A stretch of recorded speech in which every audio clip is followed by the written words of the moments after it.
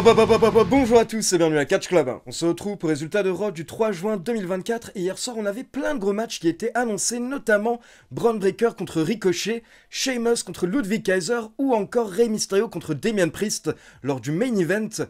Mais nous, ce qu'on attendait, c'était de voir la suite entre Liv Morgan et Dum Dum. Donc on va passer au résultat dans un instant, mais d'abord je tiens à remercier Oli qui sponsorise cette vidéo. Et ce mois-ci, on a deux grosses news par rapport à Oli. D'abord, il faut savoir que ce mois-ci, Oli vous gâte car si vous effectuez une commande entre le 2 et le 14 juin, vous obtenez un ticket qui vous permet d'intégrer une loterie. Et donc après le 14 juin, Oli va effectuer un tirage au sort.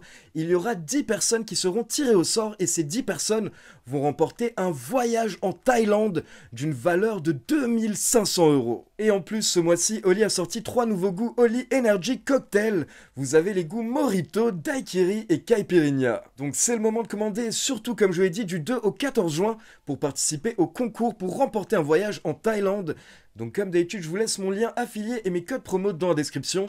Et merci à tous ceux qui vont commander. Et donc c'est parti, on passe au résultat et on démarre avec la championne Liv Morgan qui fait son entrée. Elle monte sur le ring, elle prend le micro et elle nous dit que vous savez parfois, quand vous obtenez enfin votre vengeance, ce n'est pas aussi bien que vous l'espériez.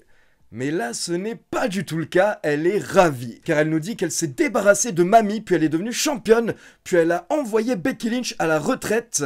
Et cerise sur le gâteau, elle a embrassé Dum Dum. Donc justement, Dominic Mysterio fait son entrée, il tente de parler plusieurs fois au départ, mais la foule ne le laisse pas parler.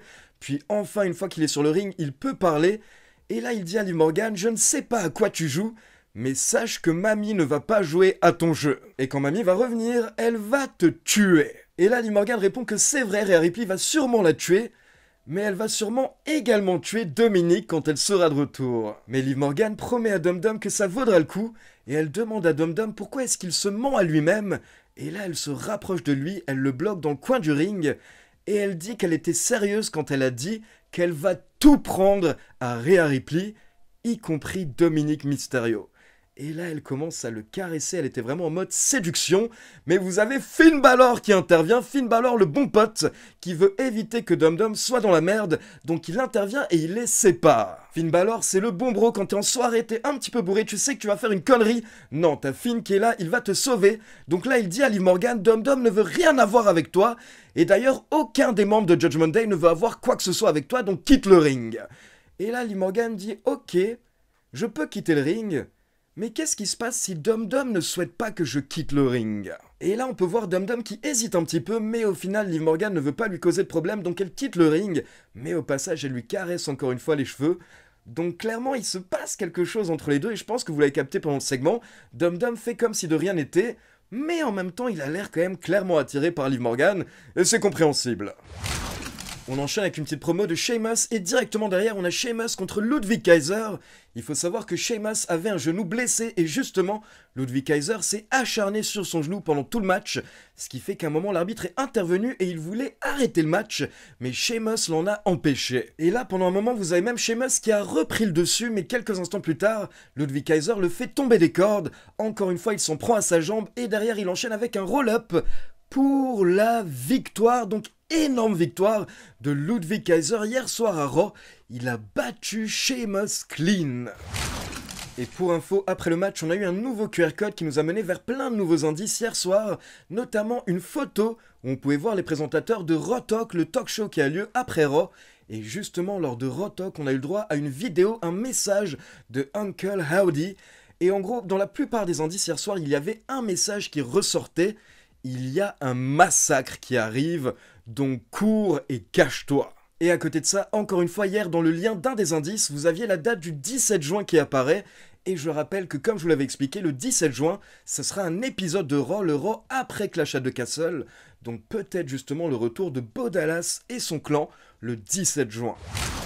Ensuite, on passe en coulisses dans le vestiaire de Judgment Day, et là on a Dum Dum qui dit à Damian Priest et JD McDonough qu'il ne peut rien y faire si toutes les femmes sont folles de lui. En effet, je peux vous le confirmer, je sais ce que c'est très difficile.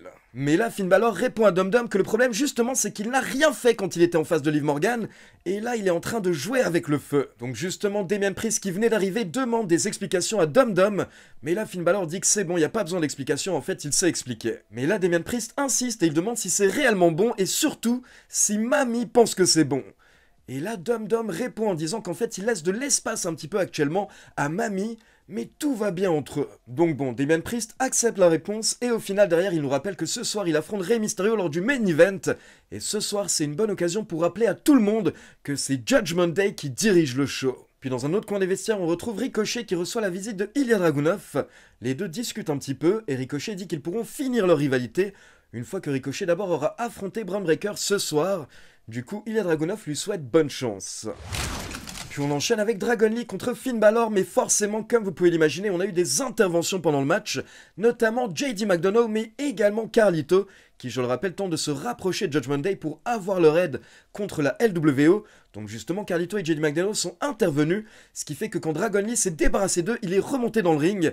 Mais là, Finn Balor l'a surpris avec un dropkick, puis le coup de grâce pour la victoire. Mais heureusement pour lui, après le match, Dragon Lee a été sauvé par Rey Mysterio et Braun Strowman.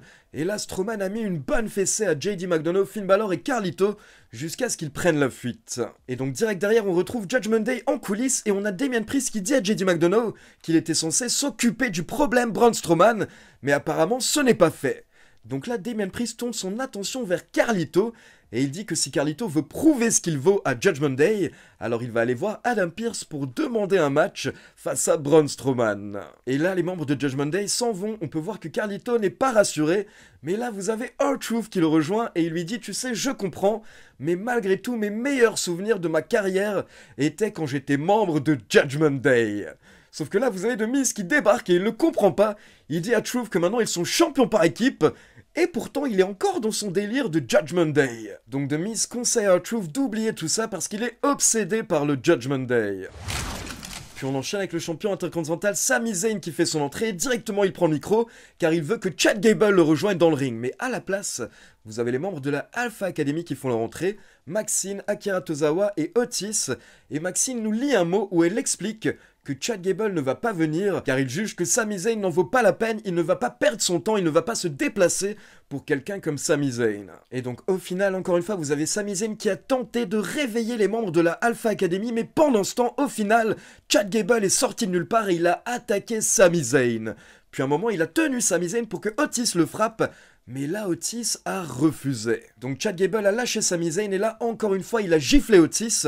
Mais du coup, Tozawa est intervenu. Donc Chad Gable a repoussé violemment Tozawa, il allait même le frapper. Mais là, Maxine est intervenue. Du coup, Chad Gable s'est énervé contre Maxine et lui a demandé de se mettre à genoux et de le supplier d'arrêter. Et Maxine a obéi, elle s'est mise à genoux, mais malgré tout, Chad Gable a renvoyé Maxine et Tozawa au vestiaire. Mais là, Otis intervient enfin, il confronte Chad Gable, et derrière, ça permet à Sami Zayn d'attaquer Gable. Sauf que derrière, Gable envoie Sami Zayn dans les cordes, et là, sans le faire exprès, Sami Zayn fait tomber Maxine et Akira Tozawa en bas du ring, et les deux se font mal. Et du coup, en même temps, Sami Zayn s'est cogné contre Otis, ce qui fait que Otis commence à s'énerver. Et là, tout le monde attend la réaction de Otis. Qu'est-ce qu'il va faire? Est-ce qu'il va attaquer Gable ou Sami Zayn? Car c'est Gable qui a jeté Sami Zayn sur le tas. Mais au final, Otis chope Sami Zayn et il lui porte un Power Slam. Et ensuite, il est reparti au vestiaire en portant Maxine et Tozawa, pendant que Gable célébrait avec le titre intercontinental dans le ring. Puis on passe dans le bureau d'Adam Pearce qui est rejoint par Bron Breakker qui le remercie de lui avoir donné un match contre Ricochet et contre un vrai adversaire enfin. Mais là Adam Pearce explique qu'il ne voulait pas lui donner ce match mais c'est Ricochet qui l'a demandé car Ricochet sait ce que c'est le respect. Mais justement Breakker répond que ce soir il va donner une leçon de respect à Adam Pearce et à Ricochet. Et il explique encore une fois tout ça c'est de la faute d'Adam Pearce parce qu'il ne l'avait pas inclus dans le tournoi King of the Ring. Et dans un autre coin des coulisses, on retrouve Chad Gable tout content avec la Alpha Academy. Il leur dit très bien joué, c'est bien joué d'avoir fait genre vous êtes blessés à Maxine et Tozawa. Mais là, Maxine et Tozawa expliquent qu'ils se sont vraiment fait mal en tombant, mais Chad Gable n'en a rien à faire. Puis surtout, Chad Gable est méga fier d'Otis. Et derrière, Chad Gable ajoute que toute la Alpha Academy va l'aider à remporter son titre intercontinental lors de Clash at the Castle quand il affrontera Sami Zayn. Puis on enchaîne avec Bron Breakker contre Ricochet. Alors perso, tout ce qui se passe avec Bron Breakker, j'ai hâte de voir ça chaque semaine. Et là, on a eu le premier vrai match, je dirais, de Bron Breakker dans le roster principal. C'était pas un squash match. Ricochet, qui est quand même un ancien champion intercontinental, a pu montrer ce qu'il valait. Il a tenu près de 8 minutes face à Bron Breakker, mais en face, vous aviez une machine. Et on a eu notamment ce spot incroyable à la fin du match, ce Frankensteiner de la part de Bron Breakker sur Ricochet. Et derrière, il a enchaîné avec un spear pour la victoire. Mais attention, ce n'est pas terminé car après le match, Bron Breakker s'acharne sur Ricochet. Il le gêne notamment sur les escaliers puis il veut le frapper avec un bout des escaliers en métal. Mais là, Ilya Dragunov intervient et au final, les officiels derrière interviennent pour séparer Ilya et Bron Breakker. Et pour info, la semaine prochaine à Raw, on aura un match avec Bron Breakker contre Ilya Dragunov, donc c'est magnifique. Puis on enchaîne avec Kiana James qui nous fait une petite promo avant son match et derrière elle a battu Natalya en 3 minutes. Donc très bonne victoire pour Kiana James qui démarre enfin dans le roster principal. On attend toujours Dijak. Par contre à côté de ça, quand Natalya est retournée en coulisses, elle a pété un câble. Elle est allée voir Sonya Deville et elle lui a demandé un petit peu d'aide car apparemment c'est le moment de changer pour Natalya. Et honnêtement j'espère que c'est vrai, j'espère qu'il va vraiment y avoir du changement du côté de Natalya parce que la pauvre, ça fait des années qu'elle tourne en rond littéralement. Puis on enchaîne avec une petite interview des New Day en coulisses et on a Xavier Woods qui nous dit qu'il sait très bien ce que Karrion Kross est en train d'essayer de faire, mais ça ne va pas fonctionner et justement, Karrion Kross débarque pour nous dire que le New Day est mort. Donc là, le New Day va vers le ring, mais au dernier moment, Karrion Kross arrête Xavier Woods et il lui dit « Après ce soir, tu n'auras plus besoin de suivre Kofi Kingston ». Et honnêtement, Xavier Woods avait l'air de tout de même un petit peu réfléchir quand Karrion Kross lui a dit ça. On enchaîne avec Braun Strowman contre Carlito, donc forcément intervention de Judgment Day, Finn Balor et JD McDonough, mais Strowman s'est débarrassé d'eux, et ensuite il a enchaîné avec son chokeslam inversé sur Carlito pour la victoire. Et après le match, vous avez Finn Balor et JD McDonough qui attaquent Braun Strowman, mais Strowman reprend rapidement l'avantage. Il s'en prend encore une fois à Carlito, mais là Dum Dum intervient. Sauf qu'encore une fois, Strowman est trop fort, donc Dum Dum prend la fuite. Strowman le suit, mais là vous avez Liv Morgan qui intervient au niveau de la rampe et qui dit à Strowman de ne pas s'en prendre à Dum Dum, donc elle protège Dum Dum. C'est tellement beau l'amour. Sauf que derrière, ça permet aux autres membres de Judgment Day et Carlito d'attaquer Strowman, et là ils prennent enfin l'avantage. Et derrière, vous avez même JD McDonough qui met une vingtaine de coups de chaise à Strowman. Donc hier soir, enfin, Judgment Day a réussi à se débarrasser de Braun Strowman. Et pendant ce temps, sur la rampe, vous avez encore une fois Liv Morgan qui se rapproche de Dominic. Et Dum Dum qui se recule, mais là encore une fois, il hésite, il ne sait pas trop quoi faire. Il n'a pas l'air non plus d'être totalement contre. Mais là, encore une fois, vous avez le bon bro Finn Balor qui intervient pour sauver Dum Dum et demander à Liv Morgan de partir. Puis on enchaîne avec les championnes par équipe, Jade Cargill et Bianca Belair qui sont rapidement rejoints par Shayna Baszler et Zoey Stark. Et tout le monde veut se battre, donc Adam Pearce fait son entrée et il confirme le match pour tout de suite. Mais au final, nous n'avons pas eu de vainqueur, le match s'est terminé en no contest car Alba Fire et Isla Dawn sont intervenus. Elles ont attaqué les championnes. Et donc derrière, vous avez Alba Fire, Isla Dawn, Zoey Stark et Shayna Baszler qui ont attaqué les championnes à 4 contre 2 jusqu'à la fin du segment. Puis on passe en coulisses pour une interview de Damian Priest qui est rapidement rejoint par Drew McIntyre. Et McIntyre dit à Damian Priest qu'il n'a pas l'air d'être heureux. Mais Damian Priest répond qu'il est le champion du monde, donc il est heureux tous les jours. Puis Damian Priest demande à McIntyre comment ça va. Et McIntyre répond que tout ira bien dans 2 semaines. Et McIntyre conseille à Damian Priest de bien profiter de ces 2 prochaines semaines, car ça n'ira pas plus loin pour lui. Puis on enchaîne avec l'un de nos chouchous, Jey Uso, qui fait sa magnifique entrée. Et hier soir, Jey Uso avait une chose à nous dire, il a un nouvel objectif, c'est la mallette Money in the Bank, donc il nous annonce officiellement qu'il fait partie du Money in the Bank match masculin. Et un peu plus tard, on retrouve Lyra Valkyria qui nous parle également du Money in the Bank ladder match féminin, mais là, elle se fait attaquer violemment par Io Sky. Io Sky qui n'a toujours pas digéré sa défaite face à Lyra Valkyria il y a quelques semaines. Puis on enchaîne avec les AOP accompagnés par Karrion Kross, Scarlett et Paul Ellering qui ont battu le New Day en moins de 3 minutes. Donc là, forcément, on se demande tous quelle va être la réaction du New Day lors des prochaines semaines et surtout la réaction de Xavier Woods. Est-ce que Xavier Woods va écouter Karrion Kross et abandonner Kofi Kingston? Alors je vais être honnête, j'adore le New Day. C'est l'une des plus grandes équipes et l'un des plus grands clans de l'histoire de la WWE. Mais soyons honnêtes, depuis 2 ans, notamment depuis qu'il n'y a plus Biggie, ils ne font plus rien, ils tournent en rond et ils se sont totalement perdus à la WWE. Le New Day qu'on a actuellement n'est que l'ombre, j'ai envie de dire, du vrai New Day. Donc honnêtement, à l'heure actuelle, moi, limite, je suis soit pour une séparation, soit pour un changement total alors du côté du New Day, mais il faut relancer le clan d'une manière ou d'une autre. Et donc on passe au main event avec Damian Priest contre Rey Mysterio. Encore une fois, Judgment Day, intervention. Donc vous avez Carlito qui intervient, mais Dragon Lee vient s'occuper de lui. Sauf que derrière, vous avez également Finn Balor et JD McDonough qui interviennent.